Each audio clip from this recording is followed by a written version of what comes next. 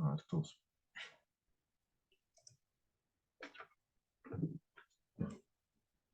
¿Qué tal? ¿Cómo les va? Estoy presentando la clase correspondiente al día jueves. Y ya había indicado en la clase presencial lo pertinente al salario integral, pero sin embargo, quiero ahondar más en este aspecto. Y por lo tanto, les presento cómo es el aspecto, cómo es lo pertinente al salario integral ahora en el 2023. El salario integral en 2023 es de 15.080.000. En ese valor se incluye el factor prestacional, que son las cesantías, los intereses y la prima de servicio. El salario integral mínimo debe corresponder a 13 salarios mínimos mensuales. Debe corresponder a 13 salarios mínimos mensuales. Entiéndase por qué. Porque está el salario como tal más el factor prestacional, por eso es integral. Se integra el salario ordinario, la parte correspondiente al factor prestacional. Entonces dice, el salario integral mínimo debe corresponder a 3 salarios mínimos mensuales y considerado que el salario mínimo para el 2023 es de 1.160.000. El salario integral como mínimo debe ser de 15.080.000 pesos. Por eso es el valor de 15.080.000 pesos. El salario integral está compuesto de un factor salarial que mínimo debe ser igual a 10 salarios mínimos mensuales vigentes. Ya se había dicho esto en la clase presencial. Y un factor prestacional mínimo del 30% de ese valor, es decir, 3 salarios mínimos. Por eso lo resalto en rojo por importancia para comprender lo pertinente al salario integral. Así el factor salarial del salario integral ha de ser como mínimo 11.600.000 y el factor prestacional 3.480.000. Nuevamente reitero, el factor prestacional corresponde a las cesantías y sus intereses y a la prima de servicio. Ese es el factor prestacional.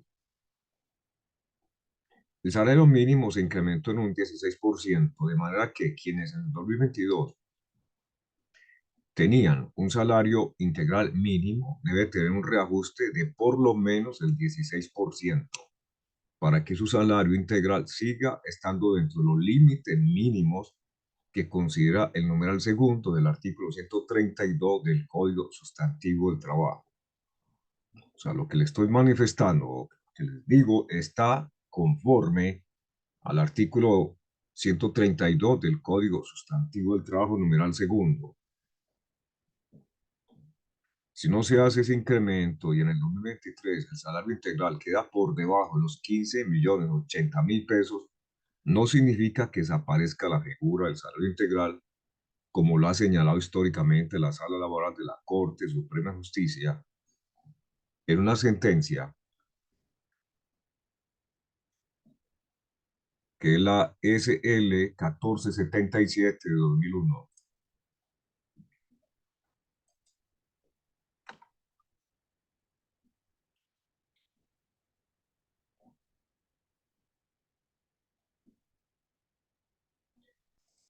Bien, vea.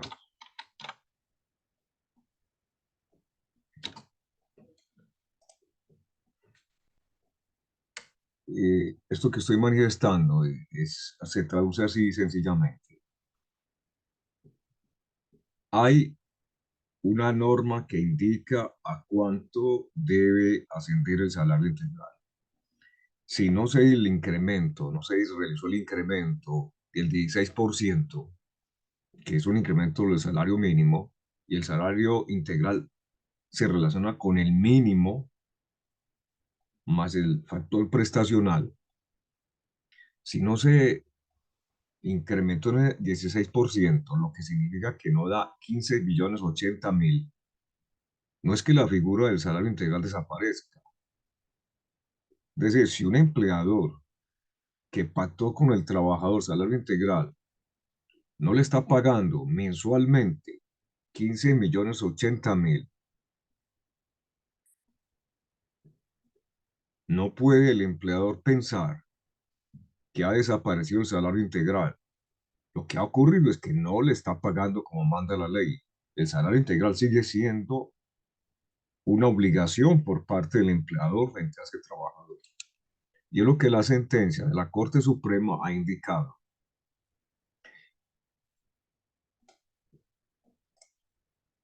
Entonces ahí está la sentencia, entre comillas, es lo que dice la Corte. Entonces, puede que al final de la ejecución del contrato de trabajo, el empleador no haya respetado el valor exacto convenido. Mire, convenido. Le decía yo en clase que esto no es impuesto. Esto no puede obedecer a la idea del empleador tan solo. Debe ser convenido y ese convenio tiene que ser por escrito, manda la norma. Pero ello en modo alguno implica que haya mutado es cambiado, la modalidad salarial integral a una retribución tradicional de sueldo variable o régimen salarial ordinario, porque se insiste, pese a la reducción, siempre estuvo por encima del límite legal que permite esa forma de estipulación salarial.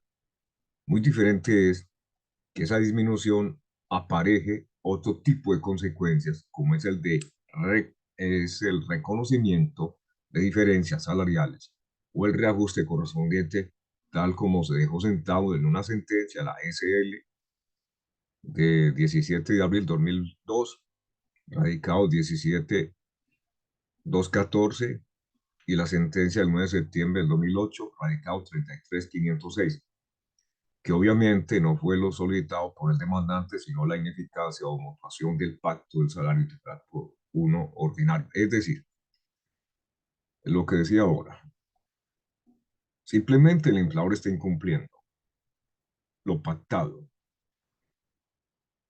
No puede decir el empleador que por no llegar a la cifra que manifesté anteriormente, se esté frente ya a un salario ordinario, o sigue siendo un salario integral, solo que está incumpliendo lo que trae la norma, y eso es lo que dice la Corte en esta sentencia. Bien, ahí termina la parte correspondiente a la sentencia y continúo. Si no se hace el incremento, el acuerdo sobre el salario integral no se torna ineficaz, sigue siendo eficaz, sino que surge la obligación para el empleador de hacer el reajuste respectivo y el derecho para el trabajador de reclamar ese incremento, lo que puede hacer mediante una demanda laboral. Una demanda laboral. Lo voy a resaltar acá. ¿Por qué lo resalto?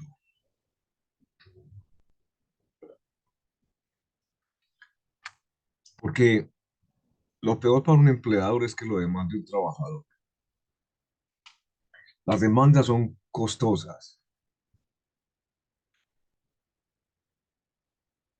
dado que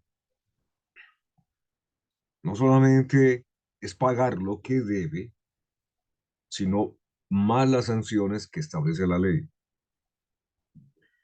Y como el empleador va a perder el pleito, el litigio, además le van a cobrar lo que llaman las costas del proceso. Eso significa que la deuda se vaya a elevar considerablemente y es posible que con todo y que, escúcheme esto, es muy importante, con todo y que la demanda salió en favor del trabajador, hay una sentencia por parte de un juez, pero el empleador no cumple con la sentencia, el trabajador le puede iniciar un proceso adicional donde se le pide al juez que le embargue y le secuestre los bienes. Cuando se dice embargo y secuestro de los bienes, es que esos bienes no los puede ni vender, ni regalar, ni donar. Eso queda congelado. Y un funcionario, no es un funcionario, una persona que llama auxiliar de la justicia, que es un secuestre, aprende, coge esos bienes y no quedan en manos del empleador. Máquinas, eh, inmuebles, mm, vehículos, o sea, eso queda en manos de un secuestre y ya no tiene la disposición sobre los mismos el empleador. Si son cuentas bancarias, esas cuentas quedan embargadas, no las puede utilizar para nada. Y además le embargan el establecimiento del comercio. El establecimiento de comercio, que es algo que se enseña en derecho comercial, si usted le puso atención a la materia y todavía lo recuerda, el establecimiento del comercio está compuesto por todos aquellos bienes, todos los bienes que utiliza un empresario para desarrollar su objeto comercial. Eso queda embargado igualmente. Por lo tanto, es muy grave económicamente que un empleador sea embargado, y en este caso embargado por deudas con un trabajador. Continúo. Esto es importante porque si la modalidad de salario integral desapareciera por no incrementarlo hasta ajustarlo a los límites legales, la consecuencia para el empleador sería tener que pagar prestaciones sociales, como dijo la Corte.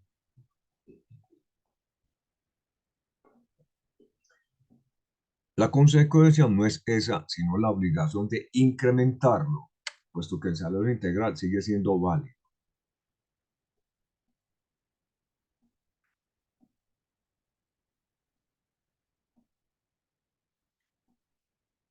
Debe incrementar el salario integral, porque es que ese pacto está vigente. No ha desaparecido el pacto. El empleador lo que está es incumpliendo.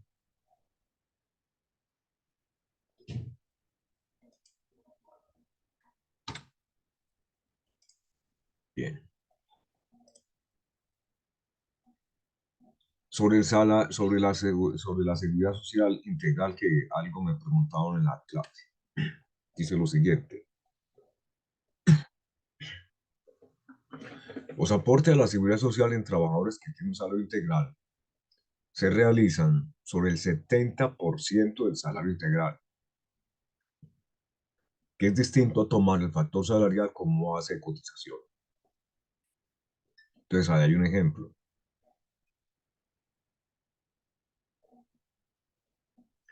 Si se tiene que el salario integral para el 2023 de 15.080.000, reitero, 15.080.000, ya se explicó por qué. El 70% de ese valor es 10.556.000,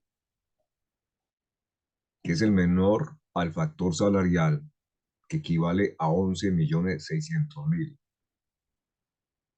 En consecuencia, los aportes a la seguridad social se hacen sobre 10.556.000, que es el 70% del total del salario integral. Entiéndase eso. Para la seguridad social se toma el 70%, lo voy a resaltar acá con rojo, del salario integral. El 70% del salario integral. Eso es lo que se va a tener en consideración para los aportes a la seguridad social. ¿Quién va a tener eso en consideración? Pues el empleador, en lo que le toca a él pagar, y y el trabajador, lo que le toca aportar. La seguridad social en materia de pensiones y de salud, el empleador paga el 75% y el trabajador el 25%.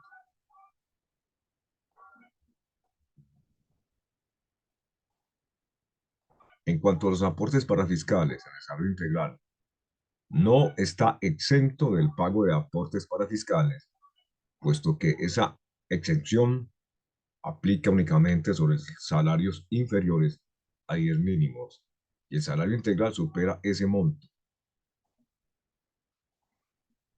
Bien, luego planteo algo importante. Es un ejemplo que se aplica a cualquier trabajador y es el salario integral en el servicio doméstico. La ley laboral no contempla un salario integral especial para las empleadas del servicio doméstico. Así que este será válido solo si cumple con los requisitos generales del salario integral como tal.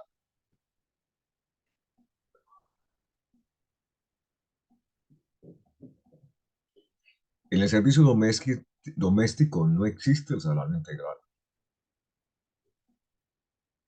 Son muchos los que llegan consultando sobre el salario integral para el servicio doméstico y hay que decir que este no existe. O mejor, sí existe siempre y cuando se aplique la regla general del salario integral. Esto es, que sea igual o superior a 10 salarios mínimos más el factor prestacional. Ya reiterado tantas veces. No es correcto pagarle a una empleada doméstica 50.000 diarios para cubrir todo. Dicen los empleadores.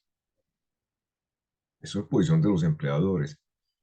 Pues es un caso que anoté sobre el servicio doméstico, pero eso se aplica a cualquier trabajador porque la regla general es que sea igual o superior a 10 salarios mínimos más el factor prestacional. Esos 50.000 pesos se convierten en el salario básico diario al que hay que sumarle luego las prestaciones sociales. Es decir, el empleador le está pagando su salario ordinario, su salario básico, no le está pagando ningún salario integral. Implica que tiene que pagarle las prestaciones sociales. Ahí no está incluido de ninguna forma, pues porque ya ha dicho los requisitos para que sea verdad un salario integral. Lo que está mal.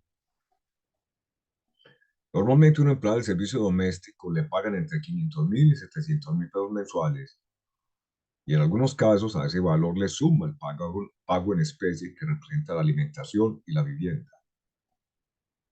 Y se ha dado el caso en que el empleador acuerda con la empleada pagar un salario superior a lo normalmente pagado en ese tipo de empleos, a ese clase de empleados,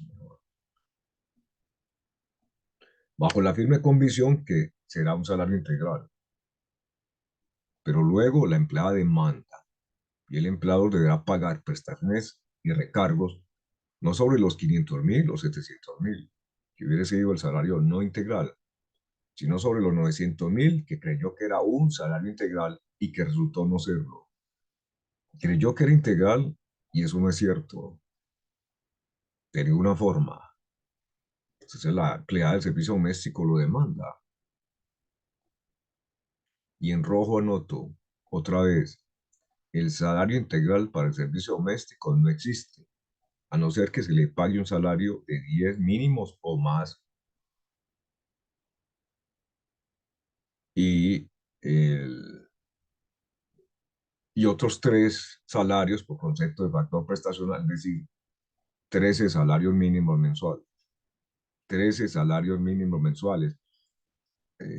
Y eso se aplica a todo trabajador. Todo trabajador que tiene un salario integral al mes, realmente lo que está recibiendo son 13 salarios mínimos.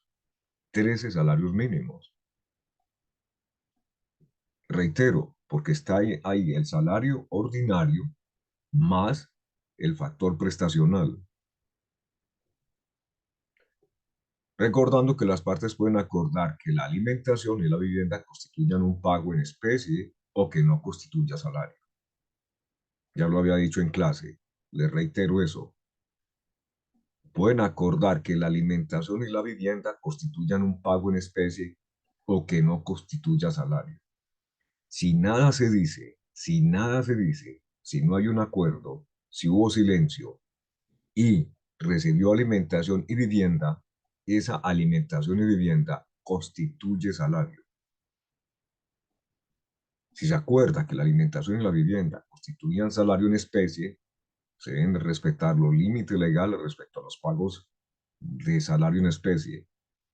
Los límites del salario en especie en trabajadores del servicio doméstico es igual a cualquier otro trabajador. Es que si se trata de salarios superiores al mínimo mensual legal vigente, se puede pactar en especie hasta el 50%. Si, por el contrario, no se trata del salario mínimo mensual legal vigente, solamente en especie hasta el 30%. Solamente hasta el 30%. Eso ya lo he dicho, pero vuelvo a manifestarlo porque es bien claro la norma. Es el artículo 129 del Código Sustantivo del Trabajo. 129.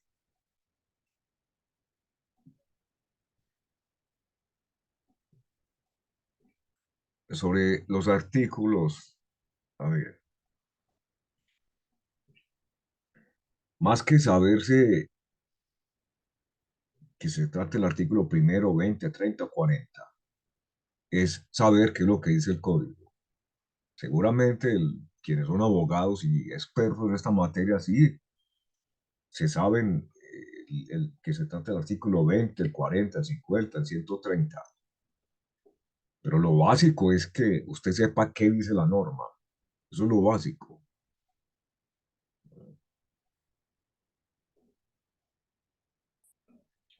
Señala la norma que se puede pactar pagos en especie hasta el 50% del salario y cuando el trabajador devenga un salario mínimo, el pago en especie no puede superar el 30%. Nuevamente lo recalco. Nuevamente lo recalco. Cosas que deben quedar aprendidas para siempre, al menos mientras la norma no cambie. Bien, dejando atrás eso, me refiero acá a la prima de servicios, que es otra prestación social. Prima de servicios, otra prestación social. Todo empleador debe pagar a sus trabajadores una prima de servicio legal que corresponde a un mes de salario por cada año de trabajo. Así lo dice el artículo 306 del Código. Artículo 306 del Código trata lo pertinente a la prima de servicio. La prima de servicio es una prestación social que consiste en el pago de 30 días de salario por cada año trabajado o en proporción al tiempo trabajado cuando este es inferior a un año. En proporción al tiempo trabajado cuando este es inferior a un año. La prima de servicio se paga a todo trabajador que esté vinculado con un contrato de trabajo y se tiene derecho sin considerar la duración del contrato y no existen trabajadores excluidos de ella. Lleva 3 días y no siguió trabajando. Hay que pagarle la prima proporcional. No hay trabajador subordinado. No hay trabajador que tenga un empleador que no tenga este derecho. Todo lo tiene. El empleador está obligado a pagar a su empleado o empleada la prestación social denominada prima de servicios, que corresponderá a 30 días de salario por año, el cual se reconocerá en dos pagos. Así, la mitad se paga máximo el 30 de junio y la otra mitad a más tardar los primeros 20 días de diciembre. Su reconocimiento se hará por todo el semestre trabajado o proporcionalmente al tiempo trabajado.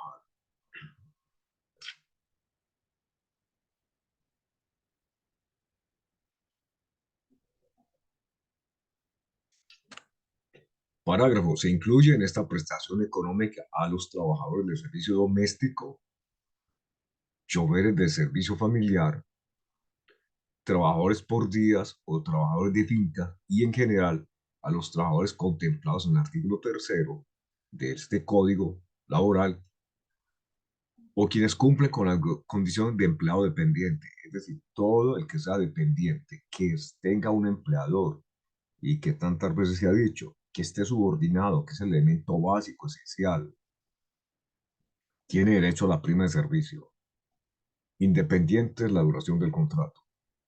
Y ahí están las fechas en que se tiene que pagar. Son esas fechas, no otras diferentes. Si el empleado se pasa de esas fechas, como ocurre con alguna frecuencia con ciertos empleadores, pues le tiene que pagar los intereses por mora, porque si la ley está allí, es para cumplirla. Si no se cumple, entonces asuma las consecuencias, como siempre, y es en este caso, pague los intereses por mora. No hay trabajador excluido de la prima de servicio, de manera que todo aquel que tenga un contrato de trabajo tiene derecho a ella. Todo trabajador que tenga un contrato de trabajo tiene derecho a ella. Y a estas alturas del semestre usted tiene ya que tener muy claro cuándo existe contrato de trabajo. Continúo. Naturaleza de la prima de servicio. La prima de servicio es de naturaleza prestacional, lo que significa que no constituye salario, como claramente lo señala el artículo 307 del Código. No es salario, es una prestación social. No es salario.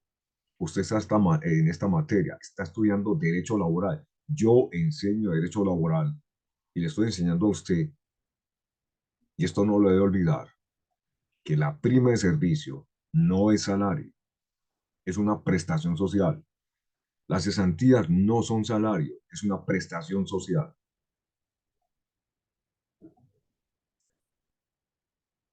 La prima anual no es salario ni se computará como factor salarial en ningún caso. Por consiguiente, los aportes a la seguridad social no incluyen ni las cesantías ni la prima de servicio, porque ambas no son salario, son prestaciones sociales.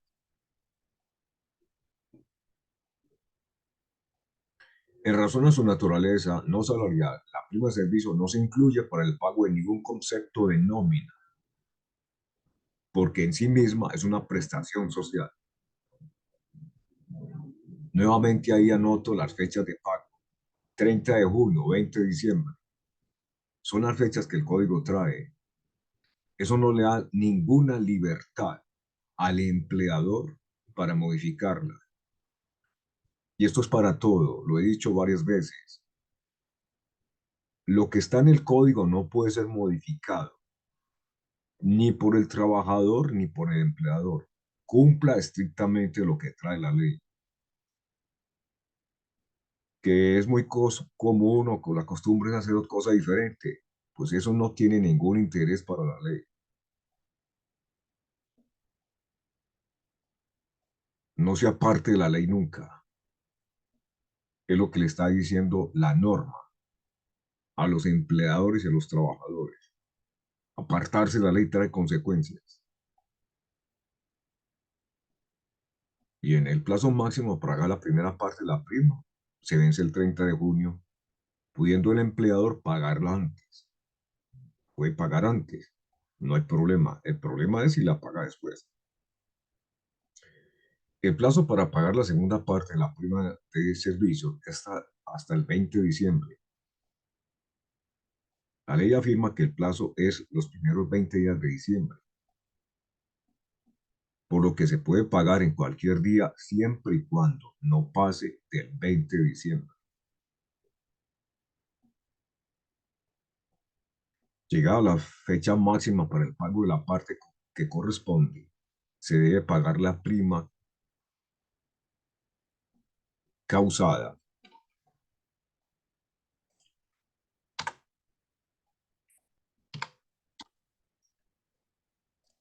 según el tiempo que el trabajador lleve laborando hasta ese momento.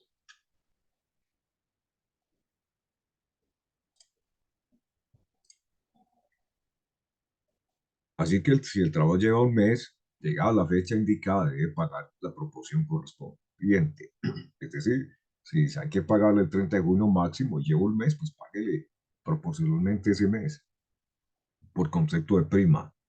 Que no se piense que lleva tan poquito, entonces no tiene derecho a prima. Se le paga proporcionalmente. Como se decía ahora, todo trabajador tiene derecho a esta prestación social. No importa la duración del contrato. Y las fechas son esas: 30 de junio, 20 de diciembre como máximo.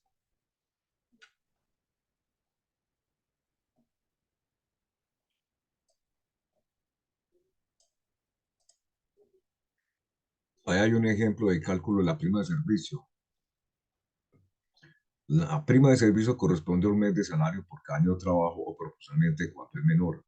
En consecuencia, se aplica una regla de tres para calcular la prima de servicio, puesto que si por cada 360 días hay que pagar un mes de salario o 30 días de salario, si se ha trabajado menos de 360 días, es cuestión de hallar la respectiva proporción. Lo anterior se reduce a una simple fórmula o una regla de tres, que es igual: salario por días trabajados dividido 360 igual a prima. Salario por días trabajados dividido 360 igual a la prima. Como la prima de servicio se paga en dos cuotas, cada semestre se hace el respectivo cálculo. La base para calcular la prima de servicio: se toma el promedio del sueldo devengado por el trabajador respectivamente en el respectivo semestre. Esto es cuando ha tenido variaciones en el sueldo, en el salario. Entonces hay que promediar. Si el salario ha sido fijo, digamos 2 millones durante todo el semestre, pues entonces eh, la prima de servicio será por semestre igual a 1 millón de pesos. A 1 millón de pesos, ¿no? Equivale, la prima de servicio equivale a un mes de salario, pero se paga en dos partes. La mitad a más tardar el 30 de junio, la otra mitad a más tardar el 20 de diciembre. Ahora, hay el caso de un salario variable. En enero fue 2 millones, febrero 2 millones 500, marzo 1 millón 800, abril 2 millones 300, mayo 2 millones, junio 2 millones 100. Total en los 6 meses recibió por concepto de salarios 12 millones 700 mil. Promedio mensual 2 millones 116 mil 667. Si se aplica la fórmula, da que la prima por semestre es igual a 1.058.333. En este semestre, primer semestre, es un ejemplo ahí para que se aplique esta fórmula, y por eso se presentan variación de los salarios para que quede claro cuando no se trata de un salario fijo.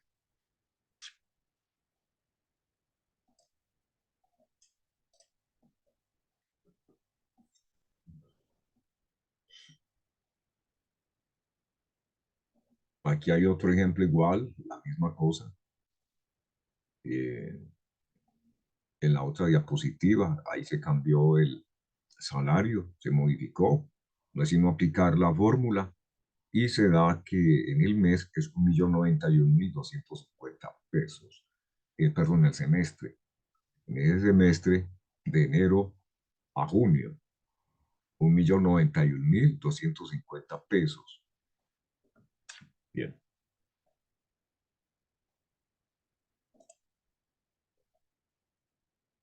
Salario base para liquidación de la prima de servicio. Para calcular o liquidar la prima de servicio se toma como base todos los pagos que reciba el trabajador como en el respectivo periodo a liquidar y que constituyan salario. Todo lo que constituya salario. Así, dentro de la base para calcular la prima de servicios, adicionalmente al sueldo básico se incluye el valor recibido por concepto de horas extras, recargos nocturnos, festivos y dominicales, así como los pagos por comisiones. Se incluye también dentro de la base para el cálculo de la prima de servicio los pagos recibidos en especie. Cuando lo recibido en especie constituye salario. Eso hay que darle un valor. ¿Cuánto vale lo que recibe en especie? Pues se le da un valor monetario, se lleva a pesos lo que recibe en especie. Por expresa disposición legal, y aunque no constituye salario, el auxilio de transporte se debe incorporar a la base para el cálculo de la prima de servicio. Bien importante. Si el trabajador tiene derecho al auxilio de transporte, ese auxilio de transporte, igual como pasa con las cesantías, se tiene en consideración para liquidar la prima de servicio, aunque no es salario el auxilio de transporte. No es salario, pero porque la ley lo ordena, se debe incluir para liquidar la prima de servicio. Las horas extras se incluyen en la base para liquidar la prima de servicio, de razón a que son pagos remuneratorios que hacen parte del salario del trabajador. Cuando el trabajador tiene un sueldo variable o ha variado en el semestre objeto de liquidación, es preciso determinar el ingreso promedio obtenido por el trabajador durante el respectivo semestre. Ya se anotó los ejemplos sobre lo que ocurre con el salario variable. Tengas en cuenta que la prima de servicios que se pagan en el segundo semestre probablemente requiere de un ajuste luego de liquidarla, en vista que se liquida el 20 de diciembre y para esa fecha no se conoce el valor exacto que debe el trabajador devengar hasta el 31 de diciembre.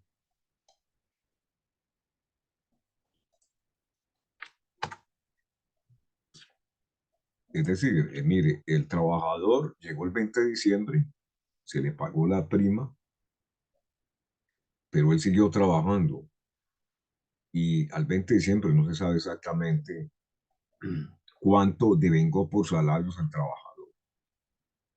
Si se hace un cálculo tomando como base, si hubiera trabajado todo diciembre,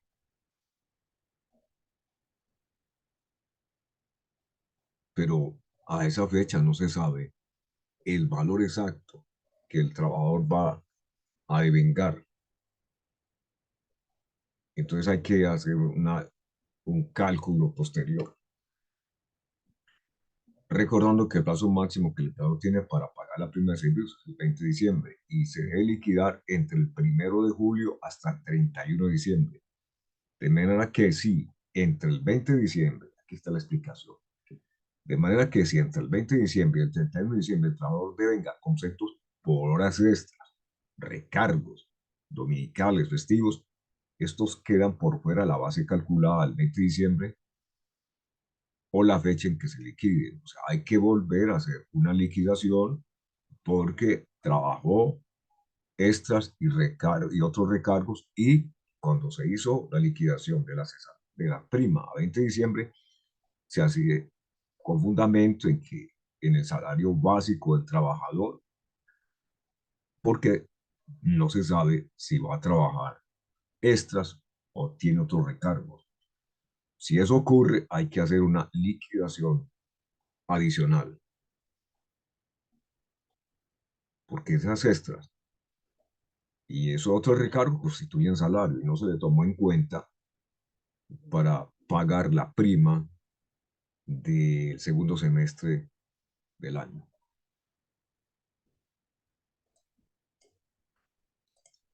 Muy bien, he terminado la clase correspondiente. Les habló el abogado Oscar Córdoba. Que estén bien.